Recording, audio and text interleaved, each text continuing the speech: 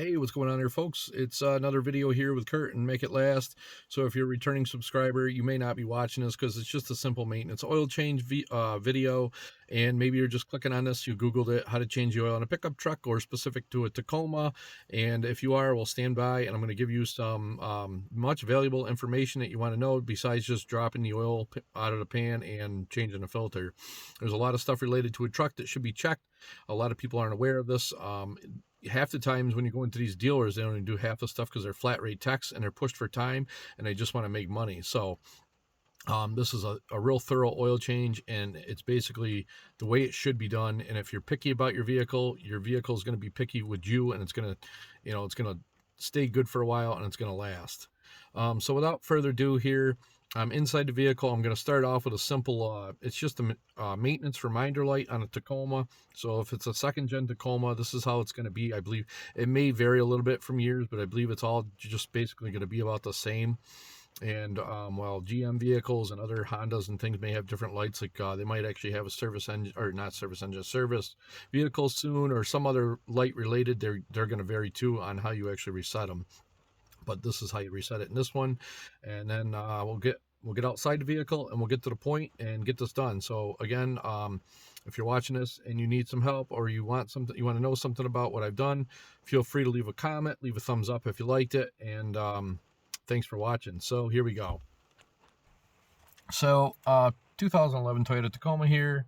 You want to have it on mileage, and the light that you're looking at is a little maintenance light. It's going to go out in a second there right by the airbag, and that may come on. It'll indicate that your vehicle manufacturer has set that light on there in a certain amount of time, depending on driving criteria and stuff like that, to change your oil and maybe rotate your tires and even inspect brakes and stuff. Every vehicle is different, and they do have different criteria on when the light will come on. But anyway, I don't go by that. I'm old-fashioned. I go by the mileage. That's just the way I like to do things. At a dealership I used to work at, you would actually go by the mileage, and you would go by the date and the timing. Well, these new synthetic oils are a little different, and they may last longer if they're sitting around in a car. It's not like it used to be. I still like to do things this way, and I've always had very good luck, and everything always seems to be running top-notch by doing this. And so here we go with the 2011 Toyota Tacoma, or a second gen Tacoma. And well, again, while vehicles may vary, like a GM vehicle may have a service vehicle soon, or a change engine oil light, or a Honda may have something like that along them lines. This is just specific to a Toyota, and you may want to look yours up on another YouTube video for the specific video to reset the light.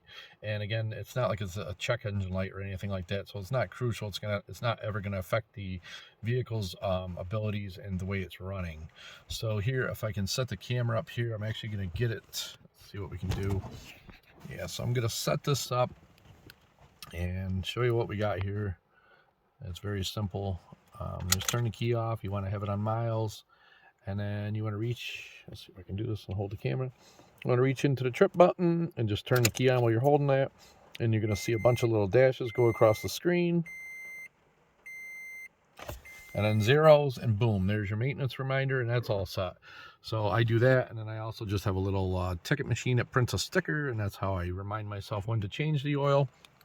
And that's basically it for this side of the inside of the vehicle. Actually, speaking of that, I will move on, and while I'm in here, you want to check. This is very crucial, especially, let's see if I can do it without hopping out and going to the other side. So you're gonna have this little strut, and actually you can pop just one side off in a glove compartment. This is actually a cabin air filter I'm checking. You're gonna squeeze one tab on one side and squeeze the other tab. You want to hold the glove compartment so it doesn't go crashing out of your hands. And then you have a little compartment in here, and this is just another maintenance item. You want to pop this down, and in here you get a filter. If I can slide it out so I can show you. It's actually a bit of a pain to get out of there, depending on what kind of filter it is.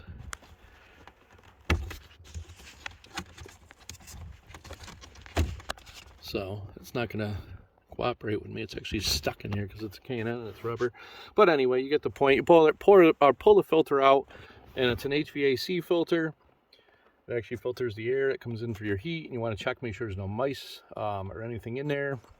I'm probably gonna have to take a little screwdriver or something, pry mine out of there and check it. The hot sun, I guess it's stuck to there, and it is a K&N, so I basically just bought it. It's not going to give you better performance on your blower motor or anything inside for your vent or your heat, but it's going to give you the ability to wash it and reuse it.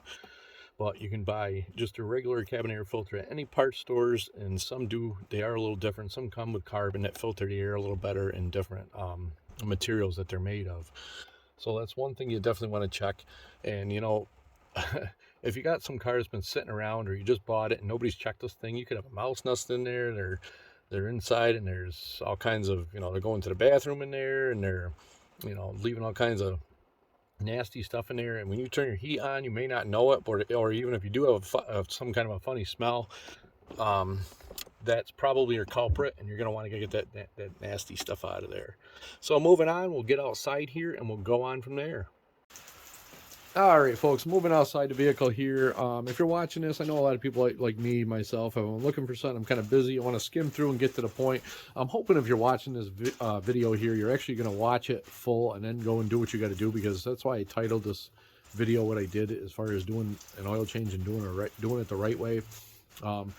Especially if you're going to go on a trip or take the vehicle out of town, you know, drive more than an hour or something like that. These are things that are crucial to servicing a vehicle the correct way. And again, if it doesn't see a dealership or any kind of garage, you want to know these kind of things and what to do, and just be aware of the things of your vehicle.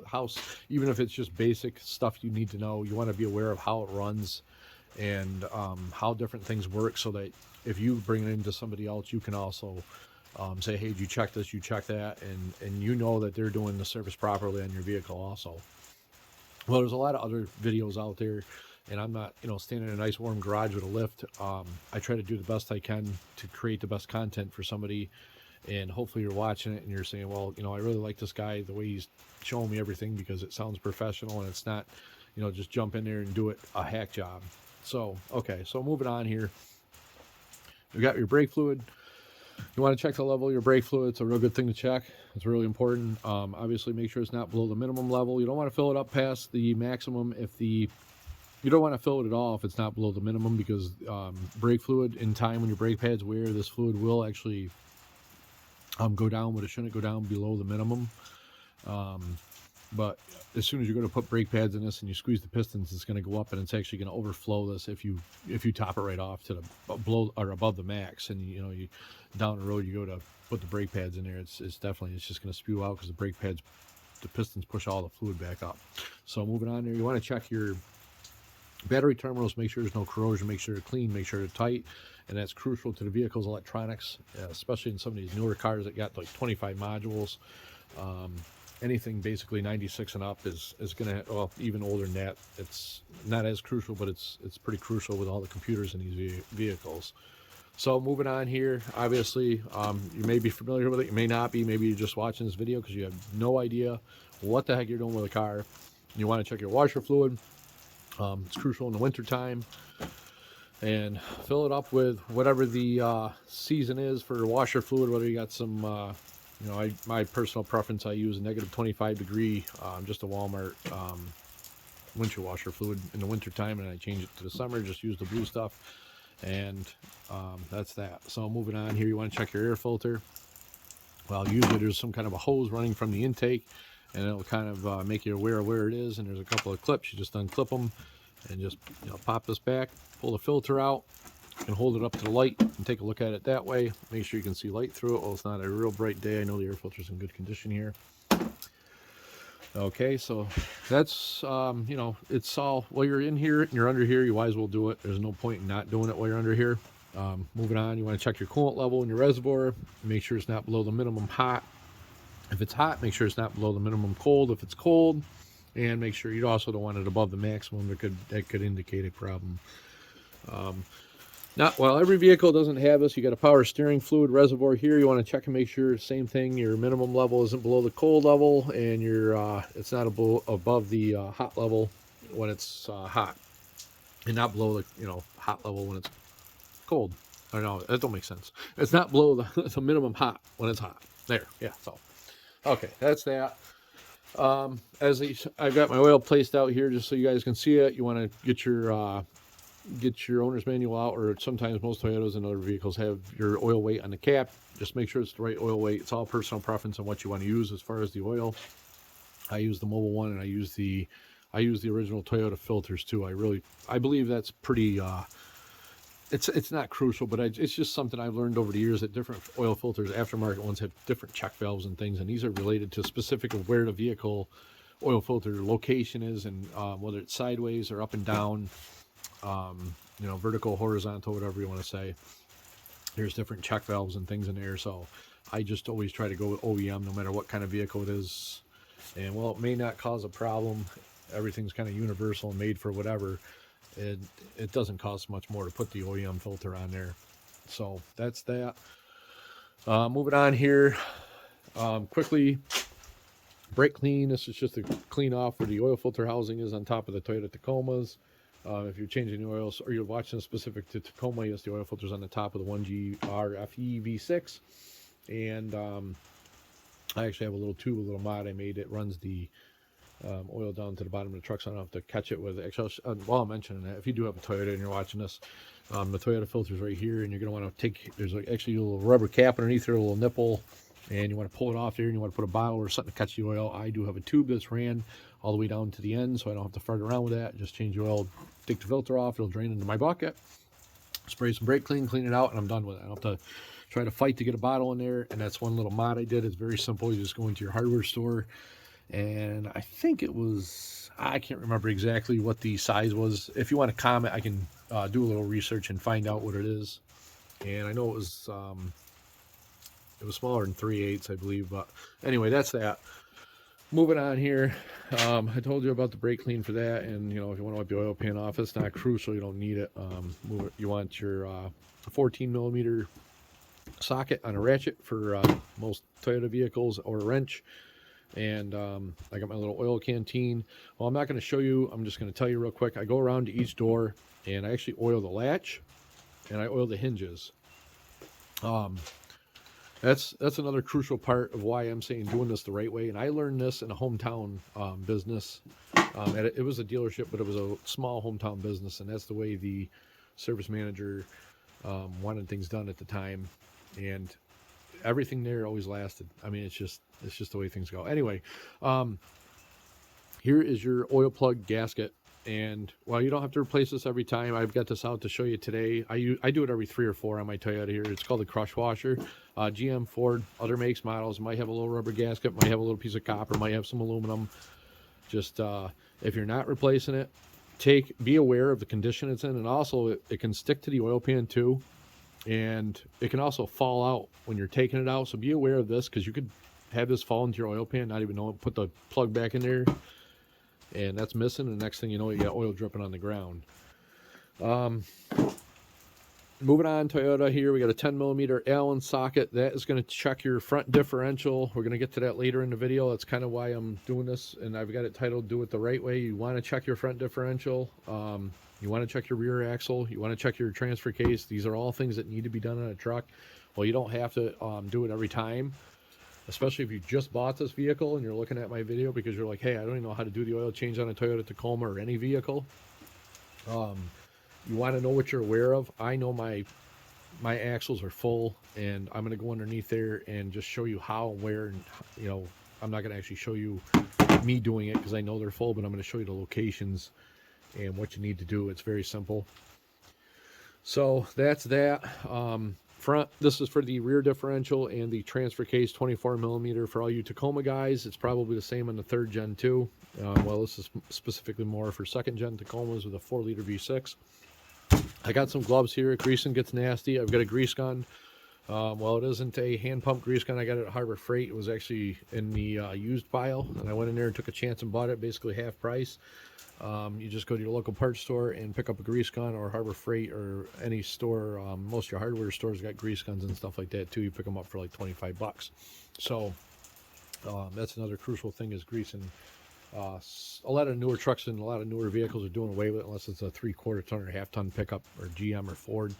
Well, that's something, if you do have an older truck, it's like you can grease it every oil change, or you can replace a ball joint every so many miles. So, you know, doing the simple things can save you money, and you don't have to fight and, you know, replace a ball joint. Just greasing, it's a lot easier. So that's that, and we're gonna move on. We'll get underneath here. Okay, moving on here. I was thinking about this. So if you do have a Tacoma with a 1G RFE 4 or 6-cylinder in it, your oil filter is going to be up here, and you're going to take your oil filter wrench, and hopefully you got enough mechanical ability to you know, do this. But well, here it is. You're going to want to put that strap around there, and you're going to want to loosen this. And it doesn't matter in the timing whether you do this first or second.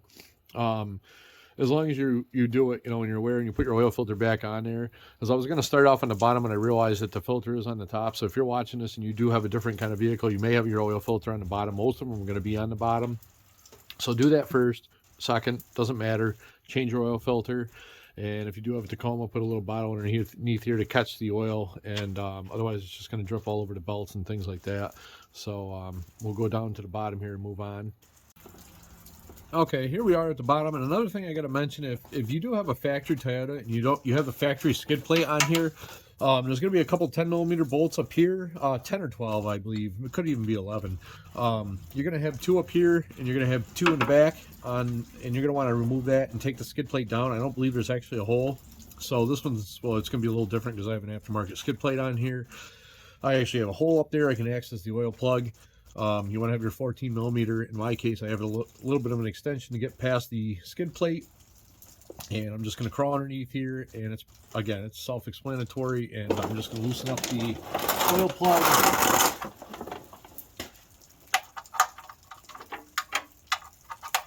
As soon as I find where it is, because I can't see it. And we're going to loosen that baby up. And I'm going to get my fingers up in here and spin it the rest of the way. Make sure your bucket's under there, obviously. And there's the greasy mess. Another thing I do is if it's in the wintertime, I even do it sometimes in the summer if it's a little cool out.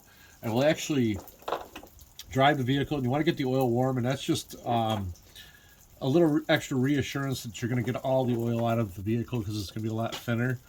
So we'll go ahead and we'll let that drain, and I'm going to crawl around. I'm going to show you the other crucial parts and what you want to do, where your grease fittings are, and what you want to check for the front and rear differential and transfer case. That is very important, and why this video is different from the rest. All right, so here we are at the rear axle of the vehicle. Hopefully you know how to identify your rear axle and where the location is. If you don't, it's basically the on a Toyota pickup or any kind of four-wheel drive vehicle, it's end to end to the back wheels. And if you don't know that, maybe you shouldn't be working on a vehicle. So anyway, there's your fill plug. So you basically want to take that out of there and take like a little small pocket screwdriver or something, and just make sure it's right there level with the bottom of the hole. And then you want to replace the plug, make sure it's torqued snug, and put it back in there, and that is your rear differential. So we'll move on here to the drive shafts.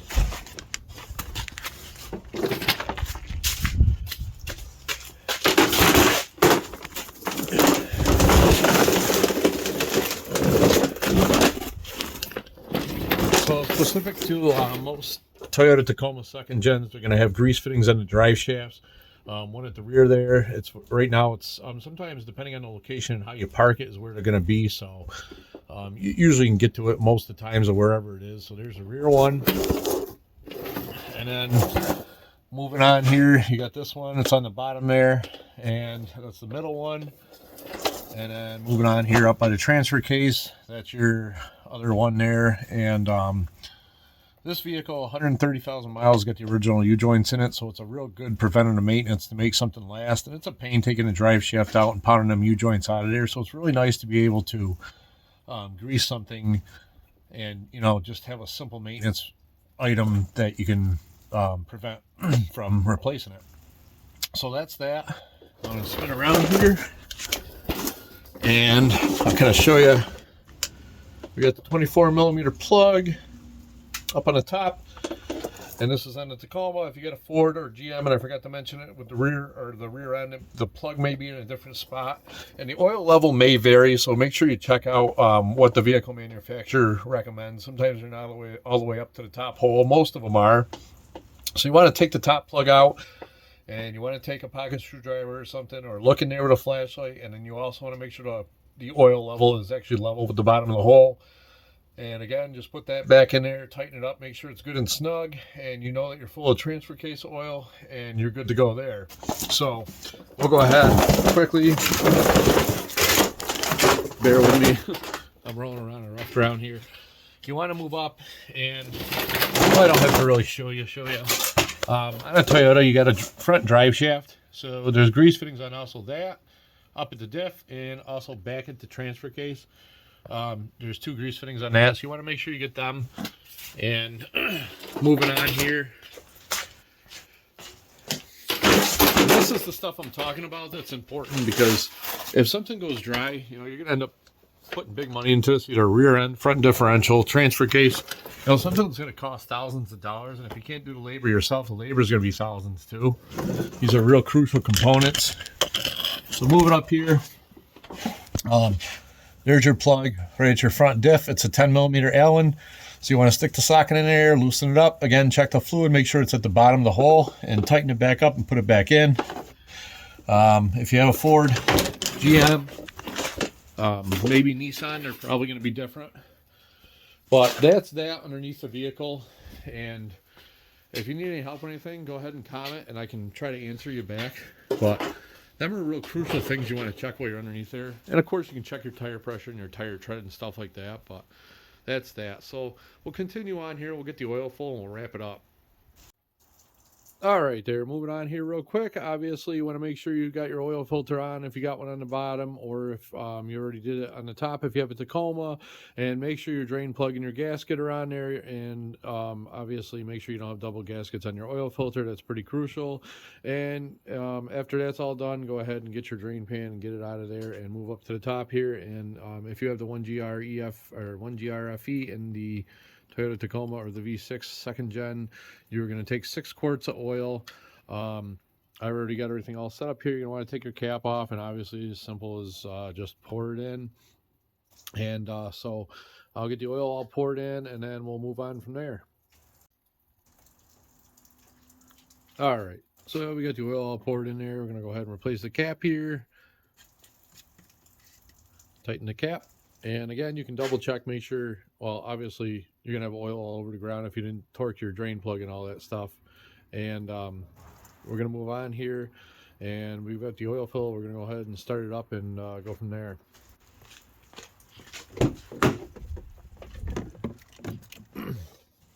So what you want to watch when you come in here is you want to make sure, whether you have an oil light or an oil gauge, you want to make sure when you start it up that it goes away. You can see the little oil, kind of like it looks like a little genie bottle down there. You want to make sure that goes away when you fire it up. So we'll go ahead and fire this up. So make sure that goes away. And obviously some vehicles may rattle for a little bit, make a little bit of noise. That should go away within basically 1 second.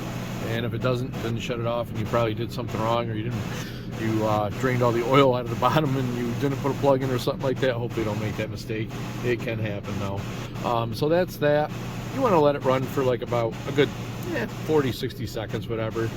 And then we'll shut it off, and we'll go out there. And I know that this truck takes 6.5 quarts, so if you're going to put 6.5 quarts in a Tacoma V6 from 2006 all the way up till 2015, I'm going to say that's definitely the right amount.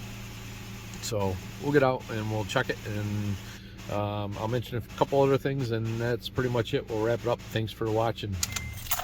So here, so start it up. You can check it too, make sure there's no leaks underneath there or anything like that, nothing dripping. If you got the oil filter on top, you want to go ahead and check, make sure there's no leaks or anything like that. There's a little bit of oil residue in there from when I drained it. And we're going to go ahead and just take and your oil level indicator tube or dipstick tube, whatever you want to call it, is over here on this side. So I'm actually going to try to get this thing set up so I can pull it out of there and show you all at the same time. Yeah, so something like that. Pull that baby out of there, and then you want to go ahead and you want to wipe it off. Right here, wipe that baby off, and you want to stick it back in there. Now when you're pulling it out, you want to try to have it so that it's actually facing down so the oil doesn't drip uphill. But if you look there, I don't know if this will focus or not on there. You can kind of see, yeah, it's not really focusing, but the oil is right at the top dot, so it's right where it's supposed to be. And just make sure your level's good. And again, you just want to basically check over your work, make sure your oil cap's on, stuff like that. And you can go ahead and continue on and grab your little door oiler. If you prefer to do that, I highly recommend you do. And you can continue on and get your hood latch. Go ahead and open up your doors. And specifically, you want to do the latch right here. And you want to go right here and go to your hinge. Let's see if we can tip it up there so you can see it. And then you want to go to your lower hinge. And you basically just want to kind of get like, there's no like crucial part where you can do it, but if you put a little bit of oil here and a little bit of oil down here and a little bit of oil right there on the pin, that's what you want to do. And with a truck or obviously a car, a lot of these things, the gas caps do freeze up on the Tacomas. You can oil these too. I oil them so that works nice and free. And moving on, everything's locked up here, so I'm not going to actually lower it down. But the two latches are on the inside here. And for you Tacoma owners, if you really want to get fancy, you can actually take the cover off the tailgate and lube all the, you'll see all the mechanisms and the sliding points in there too. That also helps a lot. So anyway, that's that, you know, tire pressures, check all that kind of stuff. And hopefully this was pretty detailed for you, even though I'm crawling around on the ground and I don't have the best views because I'm not on a lift. But again, thanks for watching. I'd really appreciate it if you consider subscribing. I could build my channel. While this content is what I have for now, I do hope that someday I will be able to do some different content and make something a little more interesting. So this is, again, make it last. And I will have other simple, you know, how to do the oil change on your lawnmower and all the grease points and stuff like that and stuff in the summer and maybe even the snowblower in the fall. So again, thanks for watching and we'll talk to you. We'll see you next time.